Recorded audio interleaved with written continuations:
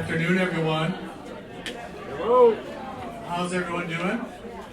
You guys are all full with, what do you got, meatloaf today? Pretty hearty lunch for Brian, huh? All right. So my name is Paul Zarling. I'm the managing partner here at Client First. And before I introduce our speakers, we actually have a trio up here, a panel of experts. Just a couple of housekeeping items. Number one, you should have the printouts. 2, you should have a pen. 3, you should have a feedback form. And then 4, hopefully you have like at least dessert by now, right? Or did you guys start with that first? All right, and a couple other housekeeping things. Restrooms in the back if you need them. Extra food if you want it. Desserts, coffee. It's not like school or church where you need permission. Just go ahead and do that. If you could, though, silence your cell phones or smartphones. That'd be helpful for the other attendees as well. And the last thing before I get to the speakers and introduce them again, for those that have been to these, you know we like to start these off with some trivia, right? And so the theme is tackling client needs one play at a time. So I think, I'll find some football trivia, right? Right. High school football's probably got about 5 games in. College football's got a couple. A little more than the NFL. NFL's got a few in. And I thought I'd start with what's the team in the NFL that's been around the longest in the same place with the same name? Well, that's pretty obvious. Yeah. That's the Packers, right? Yeah. So I did a little more digging. So we're going to do with a when, where, and who question. So when was the first football game played in America? When was the first football game played in America? You got a guess over there. 1870, all right. Any other guesses? 1895? 1900, all right. The correct answer is 1869, so you're not too far off. Whoa. So that is the when. Now the who. Who are the 2 teams involved? We got Harvard and Princeton. Anyone else?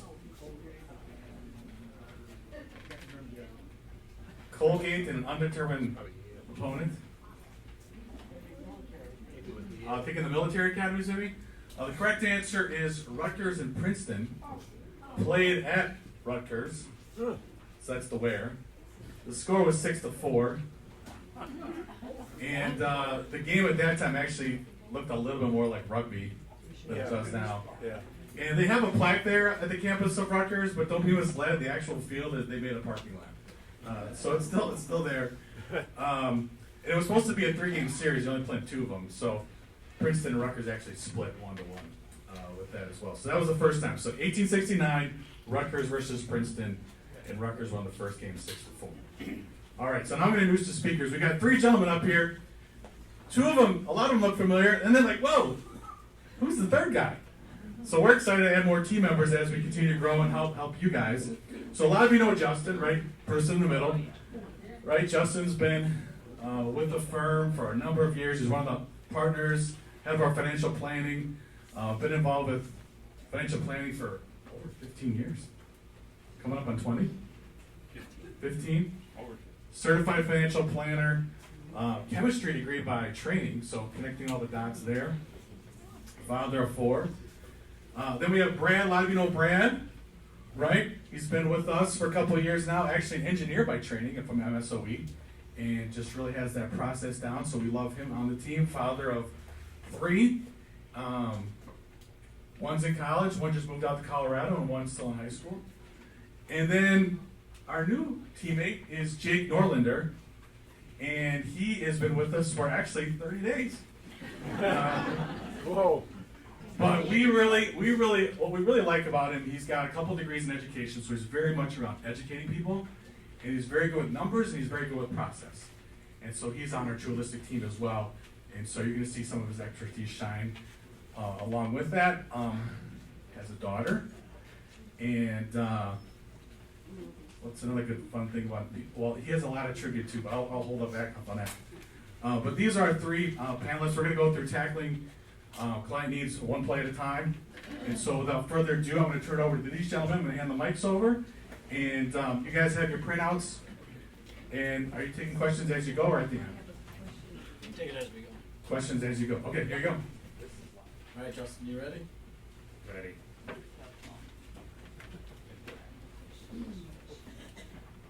All right, we always like to go over family pictures to get started. So this summer was pretty fun for my family. We got to go to Canada fishing, myself and my 12-year-old son and some other friends of ours. So we've been waiting a couple of years ago. We could go because of COVID rules and everything. So we caught 30 muskies, 15 of them being tiger muskies. So I'm holding up about a 41-inch tiger muskie. And my son there, he had over 100 hours fishing in Wisconsin for muskies, had not had one. So he pretty promptly, in the first 2 days of fishing, caught 3. That was his first one, and he caught 5 total. So it was really exciting for a 12-year-old to catch 5 muskies. And we're back in school. So there's my boys. They're 6th grade, 4th grade, and kindergarten. So my youngest is in K-5 kindergarten this year, and he was on the naughty list for 2 out of 3 of the first days, and refused to participate and told the teacher and his parents that he wanted to go back to K-4. K-5 was too hard. He doesn't know how to read. Just wants to go back, and so he's doing better now. Moving along, my daughter is now in 9th grade. She's a freshman at Kettle Moraine Lutheran High School. My wife also teaches there, so she's having a great time her first year at high school. And then finally, after living in the same house for 14 years, my wife's been very patient because every year she'd say, how long are we staying here? And from the first year, it was about 5 years. So 14 years later, we purchased and moved into a new house with more space, so we are not on top of each other anymore, which is awesome. So that is what is new with my family this year. All right, so upper left, that's Lisa and I. As you know, I did not make the last Lunch and Learn. We were in Portugal. I had new golf clubs before going. I put them, checked them with the friendly gate agent, and I never saw them in Portugal. I did not get notified, and so it was a very long time, and it took about 30 days, and then they called me, but I couldn't call them back. So we just drove to O'Hare and dug around with the luggage guy and found them. So everything's recovered. Lisa and I are always up for an adventure, and so it was a good story at the end. Upper right then is our son Ethan in the middle. He plays rugby with his buddies there at UW Stout. Lower right would be Logan. That's the one I just dropped off in Colorado. He is going to be a chef, and he's living with my sister for now till he launches on his own. And then down in the middle is our youngest with the football. He's running away from the defender. He plays at Kettle Moraine Lutheran on the JV team. So, and then favorite pastime is always golf. So lower left is we're friendly now before the competitive scramble starts. So all 5 of us are together in the picture.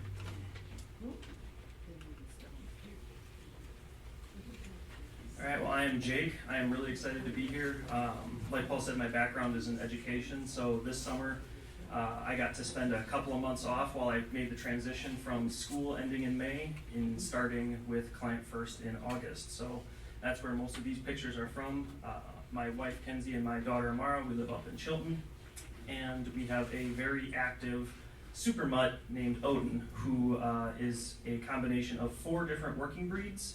Has so far destroyed 90% of the landscaping I've tried to do at our new house, and has chewed through toys that were built for horses.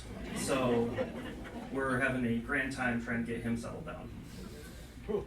My daughter is 6. We are homeschooling her, and she is just entering 1st grade. So we are having a real fun time with that as well.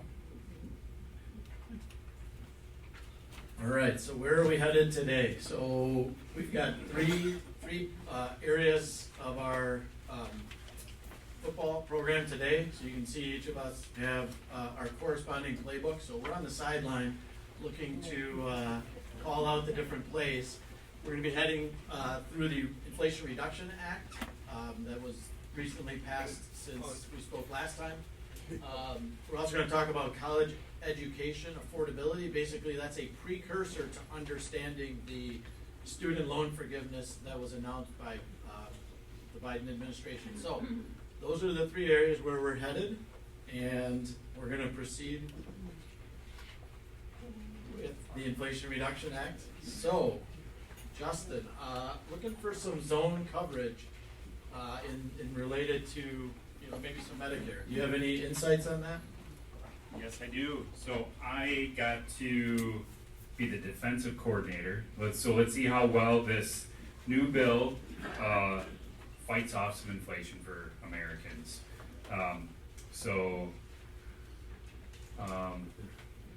A little bit of history. You know, we help clients with Medicare, Medicare Advantage, Medicare Supplement plans. So or I should say, the first year that a Medicare Part D prescription plan, those were introduced in 2006, along with Advantage plans. So a little bit of history, prior to 2006, there was no coverage for your prescriptions. You just paid out of pocket. So they started the plans then. The Affordable Care Act, which is passed in 2010, they expanded prescription drug coverage. So now they're continuing to try to control prescription costs for seniors. So here's some of the things that they put in. So 2023, next year, free vaccines, and the biggest part here is probably $35 per month insulin. I do not know, they haven't specified which ones. Your common generic insulins right now are probably $45 a month, but there are some more expensive ones. So $35 a month insulin. Then 2024, cap prescription drug costs at $4,000. So you guys, some of you may know the donut hole or the coverage gap. So they're trying to decrease that period or that gap where you have to pay more. 2025, further reduce out-of-pocket drug costs to $2,000. Then 2026, negotiate 10 prescriptions, and then 2029, negotiate 20 prescriptions. I don't know totally what this means because Medicare already sets the price for some of the prescriptions, but they're just going to continue to drive down the cost of prescriptions for seniors. Yet to be determined what it means for the cost of prescriptions for people not on Medicare. But good news, if you're on Medicare, prices for prescriptions should be going down. That's good. So we're definitely one of these, you know, long distance yardage situations. Do you have any prevents for energy costs in Wisconsin? Yes. So this slide I'll go over pretty quick because it's pretty general. So there's some rebates for some newer items that are supposed to save you energy costs over time: heat pumps, water heaters, dryers, stoves, ovens, etc. Some of the rules get pretty complicated because it depends on your income, and then there's some rebates for repairs, 30% tax credit for solar, wind, geothermal devices, 30% tax credit on solar community projects, so that's bigger, not an individual credit, that would be like for a community or an organization, and then grants for state and local governments to help with the latest building code. So went over that side pretty quick because there's programs that really are yet to be determined how they're going to use. So let's go on to the next one. So still on Prevent D, these are things that are going to be attainable by individuals, a lot of them as tax credit. So some of you may remember this, old tax credit for like windows, some furnaces, it used to be 10%, and there was a lifetime limit of $500 on your tax return. So that goes through 2022. Starting in 2023, they now upped the annual limit to $1,200. So that's a big increase in credit. So $500 lifetime, now we're up to a $1,200 annual credit limit. So that's good. That should reduce costs. And now the credit is 30% instead of 10%. So that is good news. So, and then specifically, this is the details on this. So if you go to the next slide, home improvement credits. So there are some for biomass stoves, boilers, electric panels, etc. Here's some of the more common ones used, starting in 2023. So $250 for exterior door, $500 for all exterior doors, $600 for windows and skylights. So windows is probably one of the most common ones. So an annual limit of $600 at a 30% credit instead of a $500 lifetime at 10%. So they really increase that credit. And then $2,000 for heat pumps and hot water heat pumps. Not as common of a thing in Wisconsin, but still, if you're putting in a heat pump, you're going to have some savings there. So that is good news all around on the energy credits. Question? This is for everyone, correct? Not just senior citizens? Correct. This is for everybody. My son just bought a house and they're Yep. closing at the end So, of the month. yep. So the biggest I'll one tell that. him about this. Yep, Wait this is for for someone. everybody. It's on your tax return. The one for the windows is probably going to be utilized the most. Windows and doors, but yes, for everybody. All right, what about the, anything with a surprise blitz? Yep, here we go. Surprise blitz. So the Affordable Care Act. So 2010 Affordable Care Act was passed. Introduced tax credits based on your income to buy individual health insurance. Then, as part of COVID relief packages, they decreased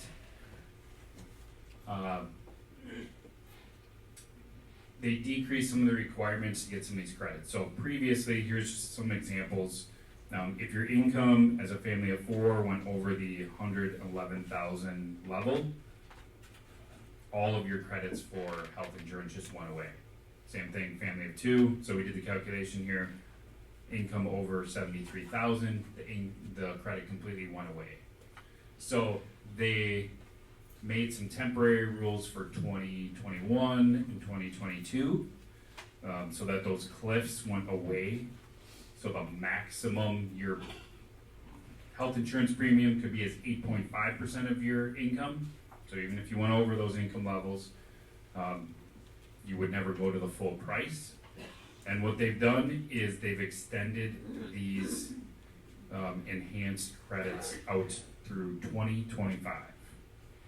So that is good news for everybody who has to buy their own individual health insurance. Again, to kind of piggyback off her question, this would be people under Medicare age, so anyone up to 65, buying their own individual health insurance. They've extended the enhanced tax credits. So this is good news. Should reduce healthcare costs. What about a single person? Yes, that applies there. These are just some examples we used. Yes. Was on the second from last figure, either one, but the charitable contributions do anything to this figure? I.e. like it does in taxes, correct? They do not, because this is based off of adjusted gross income. So it's before deductions. Yeah, so the question was there an impact if you did charitable contributions to this, the amount that you have there? So, and the answer was what Justin gave. And so the way, I know a lot of people here probably don't, if you're on Medicare, you don't have to worry about this, but what would happen is you would elect the income you're gonna have next year, and then you go and enroll and you get a credit from the government. But if let's say you got a raise in that year, you could end up owing the government back, and there was a point where you could owe all of the credit back. So that's the reason for the word cliff in this. So they've softened that out until 2025. Yep, so they eliminated the cliff. So definitely reduces the cost for individuals. Thinking about the overall bill, trying to reduce inflation, I don't think it's gonna do anything to reduce the overall cost of healthcare, but it should help individuals. All right. So the A gaps, definitely want something very popular in football, Justin. Could you give us some insights into that area? Yep, so it appears there is not gonna, it appears that direct impact, so President Biden has said over and over that if your family doesn't make more than 400,000, they're not going to increase your taxes. So direct taxes, I would say that's an accurate statement. But a couple of these big corporate taxes is, it's going to take a long time for us to determine what the effects are. So there's a 15% minimum tax on C corps, billion-dollar C corps. So it's estimated there's about 150 companies that this will apply to. So the very large corporations, they're going to be paying 15% minimum tax. So normally, costs go up for corporations. Generally, they'll pass on those costs down to the consumer at some point. Oh, surprise. So, yeah, so it's not gonna affect you directly on your individual tax return, but it may increase cost of goods and services. And then they have this 1% excise tax on stock buybacks. So total stock repurchase of $1 million or less for the taxable year. So again, this is mostly gonna affect the larger corporations. So just a 1% excise tax on stock buybacks.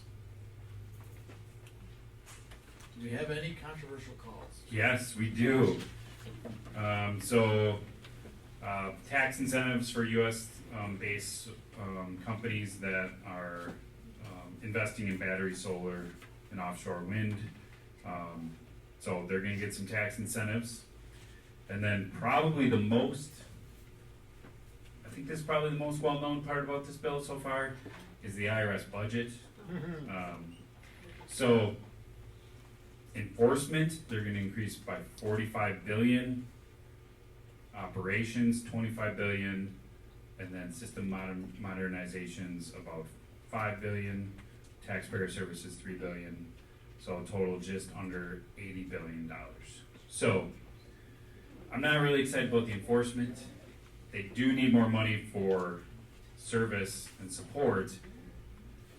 Our biggest example is during COVID lockdown for at least a year, we, as a tax planning organization, could not call anyone at the IRS. They were just simply not there. They weren't working from home.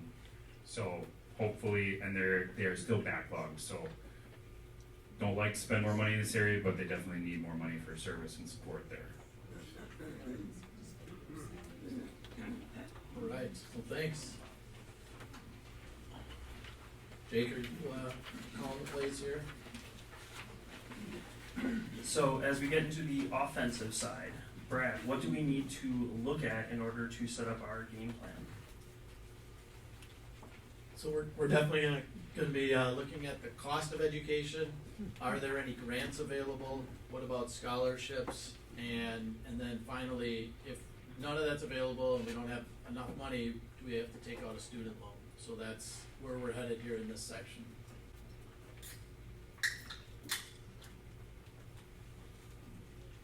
Okay. So the this chart is just meant to give you a sense. So these are some of the local and universities that a lot of our clients send people to. So what this is just meant to give you a sense of is what is the cost for tuition, room and board, that's your total cost. Then a typical scholarship that someone might get, again, everyone's situation is different. If they were able to get a maximum Pell Grant, and I'll show you in the next one of the subsequent slides, like who might actually qualify for that. And there's actually a maximum student loan amount that's given to a dependent student. It's maxed at $5,500. So if all that was in play, this is what would be left for a student or a family to pay for some of these things. And so that's all this chart is meant to do. So feel free to look at it just as a background in where we're headed today. Yep. That's for just 1 year, right? Yes, correct. That's 1 year of school.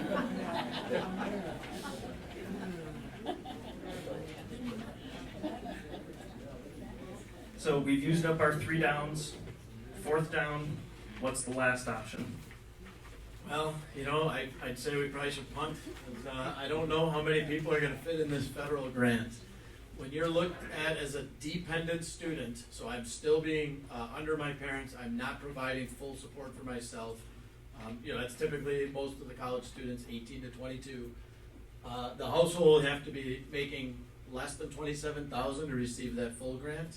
And if you have an income in your entire household is less than $50,000, that's where most of those households are eligible. So this probably is not going to apply to a ton of people, but just wanted to give you a sense of these are the grants that are available out there.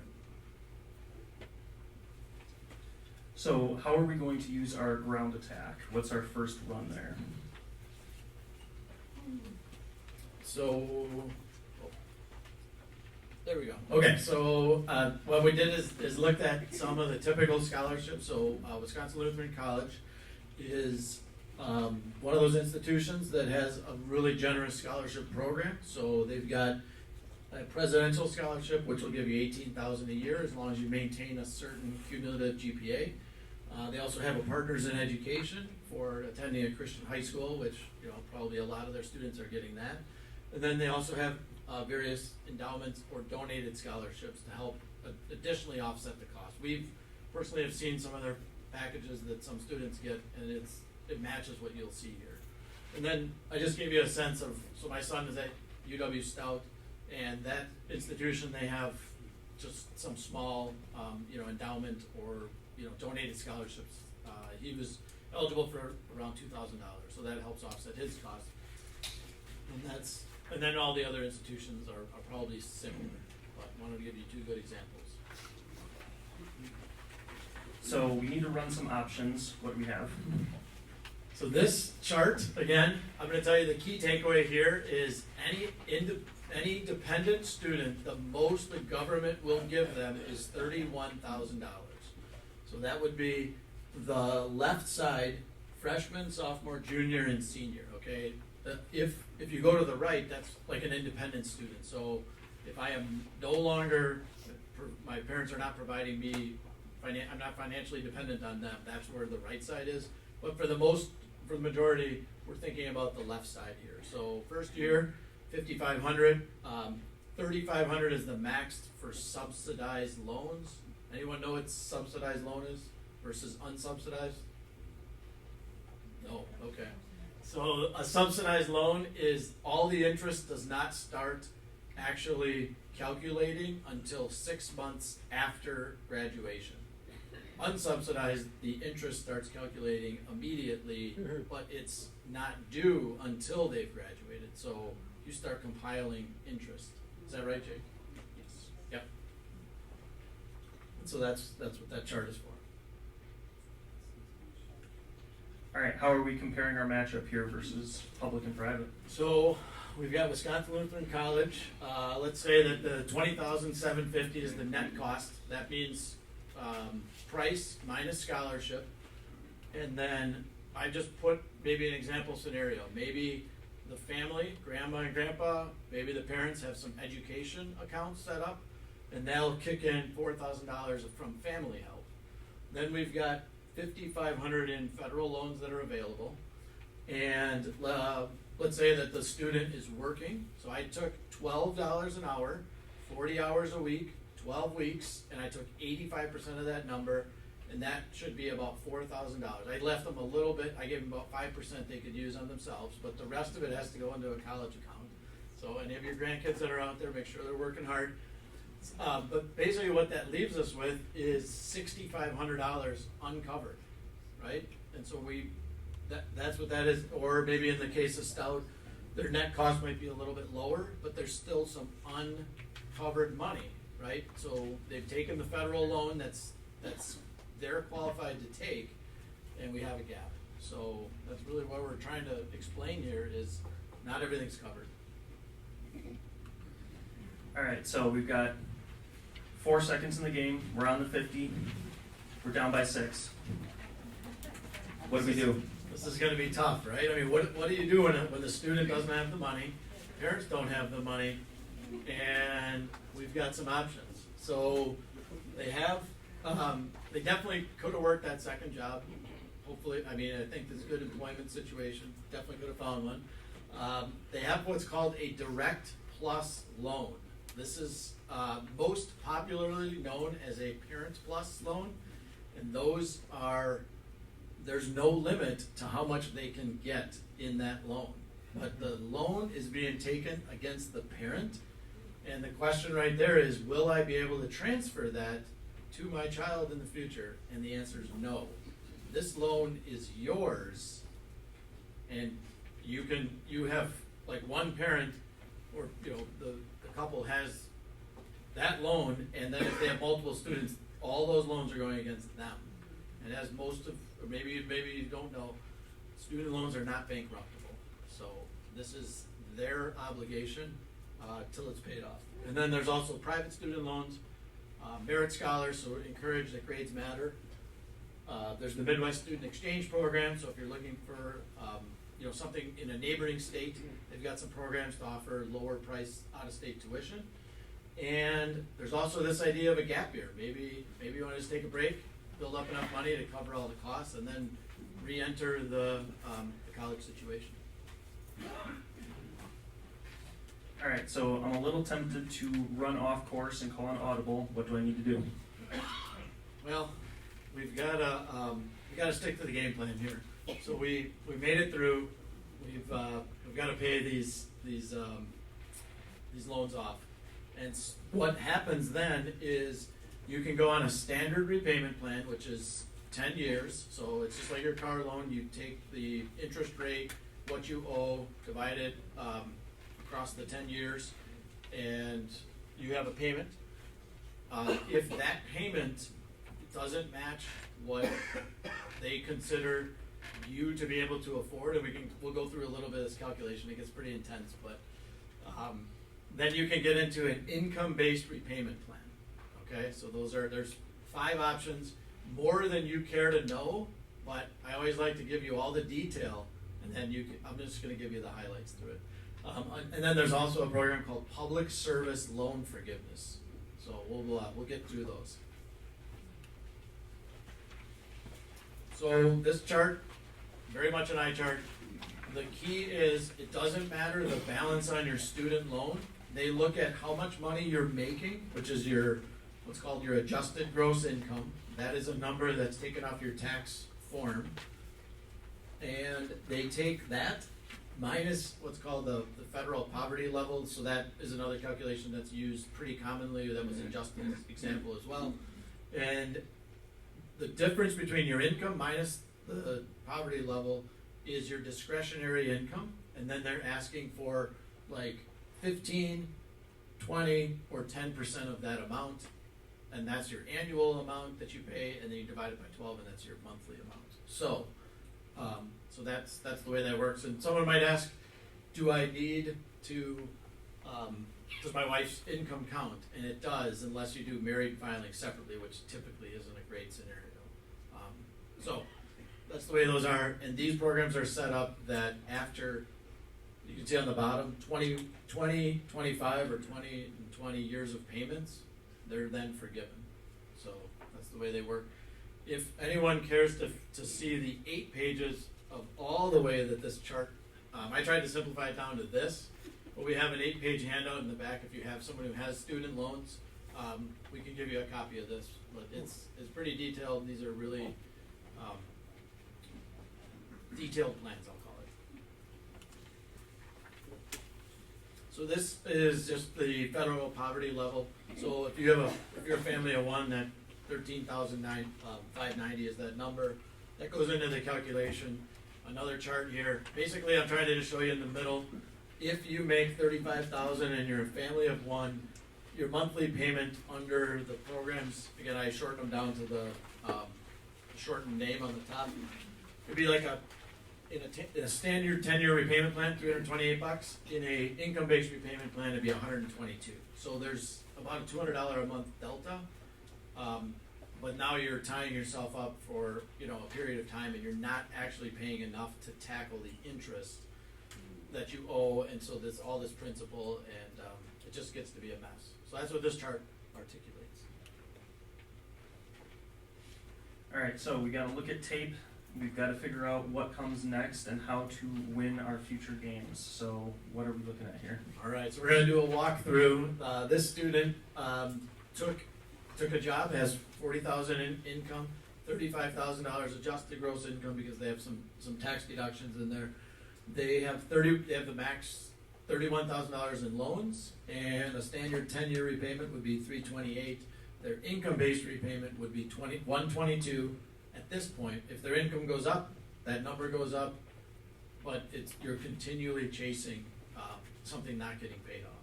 But that's what goes on. What's our final key to victory, Brad? Well, maybe what we can go for is leveraging our public service loan forgiveness program. If we work 10 years for a qualified nonprofit, and there's a website out there, you can get the entire loan forgiven after 10 years of work. The question might be, does it have to be continuous 10 years? It doesn't, but you have to continue to make payments. And you need 120 qualifying payments to have that forgiven. The forgiveness is not taxable under this program. Any other forgiveness definitely is subject to taxation potentially. And the other piece is if any of the loans were under or for graduate school, they are not forgiven. So there's a lot of different caveats in this program. So that's everything. So, Brad took us through lots of details. Each student's gonna be a little bit different. So, imagine if you have 3 or 4 or 7 kids, each one's a little bit different. So it's seems like a big challenge to plan for college. Seems like it could be a big problem, but is Biden's executive order on student loan forgiveness, is that just gonna take care of it, or do we need the special teams to come in? So Jake's gonna take us through the student loan forgiveness. All right, so student loans are a huge problem, as we all know. There's a lot of reasons for that. There's a lot of theories on exactly how we got to this point, but the numbers speak for themselves. We have close to $2 trillion at this point in student loan debt.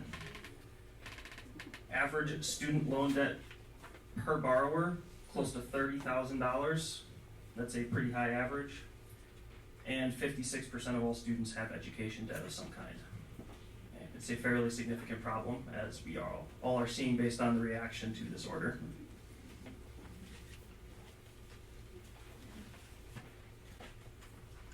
So what we're going to cover through here, we are going to talk about 4 key areas. We're going to talk about student loan forgiveness, this onside kick. We're going to talk about the student loan forgiveness application process. We're going to talk about the taxation on student loan forgiveness, and we're going to talk about the final extension on the student loan payments. Here we go. Onside kick, student loan forgiveness.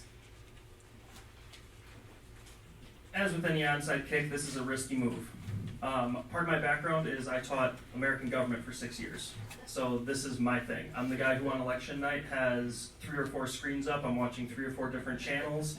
I've got a computer up with all the latest poll data coming in, and I'm trying to predict what's going to happen, and I keep a personal score. Don't look at that, it's really bad. This is very, very risky on a political and a legal level. There is not a guarantee that this order is going to stand. It will be legally challenged. The Supreme Court most likely will have to weigh in. We'll assume that it will go through and that it gets upheld in court and in the legal system. All right. The benefit is that this could work out very well for people who have lower loan amounts. You have some people who have, 10, 20, 25,000, kind of under that average. It could work out very well for them. Drawbacks, this could be very bad politically for the Biden administration. It's not a very popular move with some groups. It's very popular with others. It's very divisive. Proposed order calls for $10,000 in forgiveness for every borrower holding federal student loans. This is an important point of distinction. This is only for federal loans. Anything privately held does not fall under this. And then an additional $10,000 in forgiveness for any person who received a Pell Grant while they were in school. Some of the basic limitations on this: individuals who make less than $125,000 a year, they are the only ones who are eligible. Couples who make less than $250,000 a year are eligible. Over those income limits, you are not eligible for forgiveness. So unfortunately, the single person who makes $125,000 and 1 cent is not going to be technically eligible. Yes, question? So say our granddaughter is a senior, she hasn't graduated, doesn't have a job yet. Is this loan forgiveness gonna be available to anyone who is currently a student? Yeah, so the question is this going to be available to people who are currently in school, who are still students? The answer is yes, to some extent. The loans are supposed to go anytime between the last couple of years, from about 2012, I believe. Anytime after that, forgiveness has been granted up until the current time, and then anyone who has certain types of loans or certain aspects of that prior to that. So if you're still in school, this should come off of balance sheets, but the application process might be slightly different. You said you think that legal system's going to uphold the executive order, but I just can't believe that's going to happen because the president is constitutionally allowed to do this, and it's not fair for the people that have paid off their loans that they're paying for other people's college, right? So I think it's a really big problem for the president, but they'll spin it.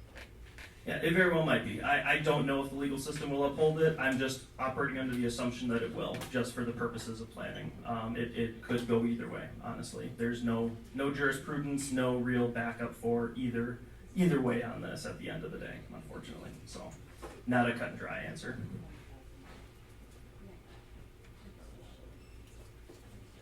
All right, the onside kick worked.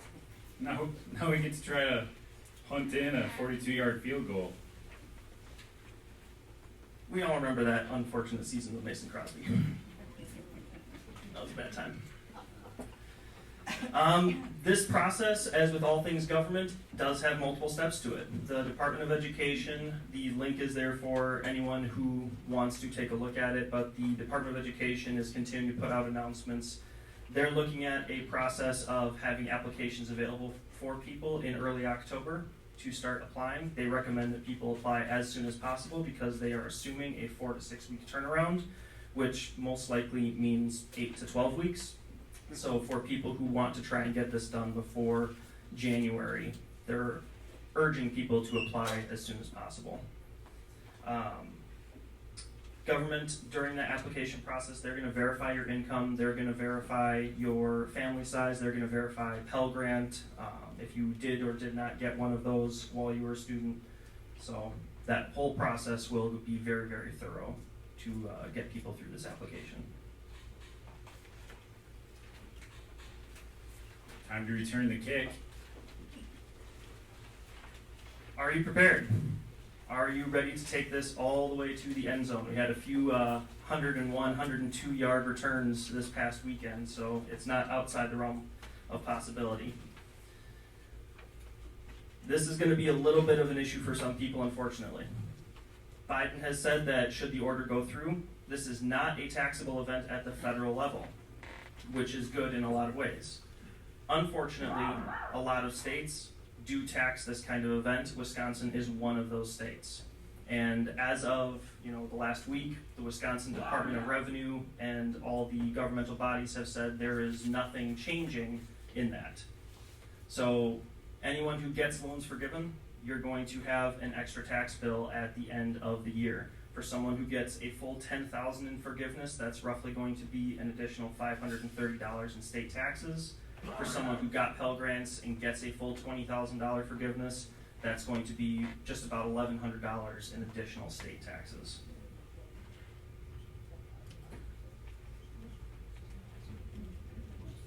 What about 10,000? What about a Parent Plus loan if that was taken out as well as a traditional federal loan? So Parent Plus loans are also forgiveness eligible. However, they will look at the parent's income to determine eligibility.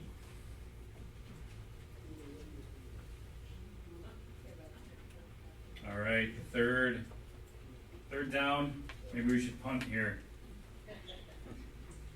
This is unfortunate, but it happens. In January, the student loan payment pause ends, and the administration has said it will not support another extension of that pause. So in January, anyone with student loans who has been deferred and paused for the past 3 years, someone like me, should expect to start repaying those loans again, picking up where we left off pre-COVID. Interest and income-based repayment plans, they've been frozen, they will be thawed. You definitely should review, because a lot of these companies are sending out notices. They will start to send out notices, but sometimes the payment will change, and you probably will have to verify. I've had verification done for several years on my student loans, but in the past 3 years, I haven't had to verify income levels or family because everything has been frozen. As soon as January hits, a lot of those paperwork trails are going to get started again. So people need to be prepared for that. Otherwise, there's going to be some rude surprises when a bill arrives for $800 monthly payments on student loans. I have a question. So if you were trying to budget and plan ahead, can you see what your payment's going to be in January right now, Jake? A lot of these services will have calculators that you can use to try and estimate your payments, but unfortunately bureaucracy moves slow, and a lot of the companies will only be able to give you estimates. Has the interest been accruing on these loans that they gave them forgiveness on, so that they're gonna have a big interest payment due? Both my kids have student loans, so I just wonder on their behalf. Yeah, that's a great question. Has interest been accruing during this freeze over the past 3 years? No interest has been allowed to accrue on federal That's loans. what I thought. Yeah. Okay.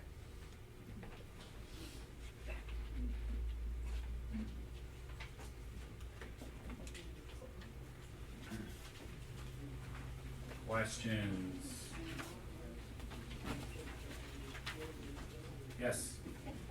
I think Fred said, if you have a student loan on a graduate degree, that is not forgivable? That was under the public service loan forgiveness program. I believe it's eligible for the 10,000.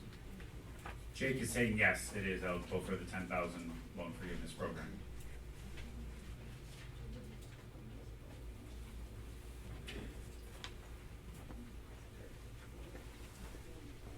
All the way in the back.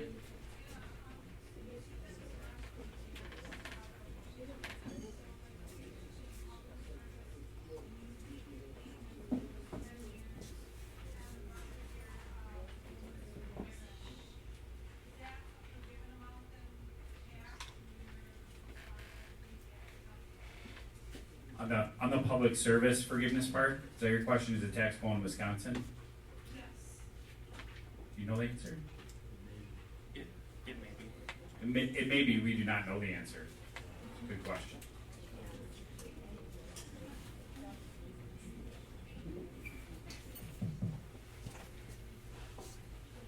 All right, there's gonna be probably a lot more questions, right? This is kind of evolving and how things are gonna go with, maybe kids or grandkids, nieces or nephews that have existing loans, or you have nieces, nephews, grandkids that are going into college and gonna have to navigate this scene. So we're happy to help people do that. That's why we're glad to have this team right here, and Jake's been a nice add when it comes to that as well. So how about a round of applause for these guys? Navigating everything, right? Especially with the different named acts that we have coming out. There's been, just like we were talking about this not too long ago, the last 3-4 years there's been so many different regulation changes around tax code or finance related. We're glad to have a team that's kind of stay on top of that and help navigate that for you. So thank you. You do have a feedback form. So you can do it one of two ways. You can fill it out with your pen and turn that into Sarah and I believe Morgan as well. Or you want to use your phone and scan the QR code, you can do it that way as well. That pops right up. Next month, we're going to be covering the markets. We do that 4 times a year every quarter. So that's going to be the Adaptive Investment Management team. So we're going to have David Zarling, Ian McMillan, Dan Gorguber, and Kevin Ferrari Kevin just got married, right? So that was exciting for him. Is that something? So we love that. So that's gonna be the team. So that'll be both noon and 6:30, and then we have more teammates. We have more teammates. So you guys have already met Jake, right? We're glad that he's here. Katie Gonring joined us. She actually used to work for West Bend Mutual in their customer care department. So we're excited that she's on the team.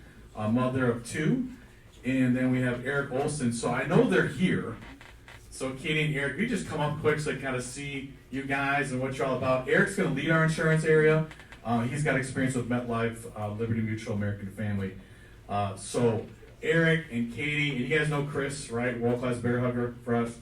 That's going to be our insurance team. So how about a warm welcome, round of applause. So this is Eric Olson right here. And then we have Katie Gonring as well. So welcome to them. Thank you so much for coming up. This is the people you're going to be helping out. So feel free to introduce yourselves to Eric, Katie, and Jake as well. So some new team members, and we'll have a few more announcements in the coming months too. So that's pretty cool. So thank you for that. I believe this is our last slide. So if you have questions about what we covered today or another area of your financial life, feel free to schedule a no-fee initial consultation with our team. Just call our office. And with that, I believe we're done. So thank you. We're going to adjourn because it's a beautiful afternoon. You want to enjoy it while we have it here in September. All right. Thank you very much.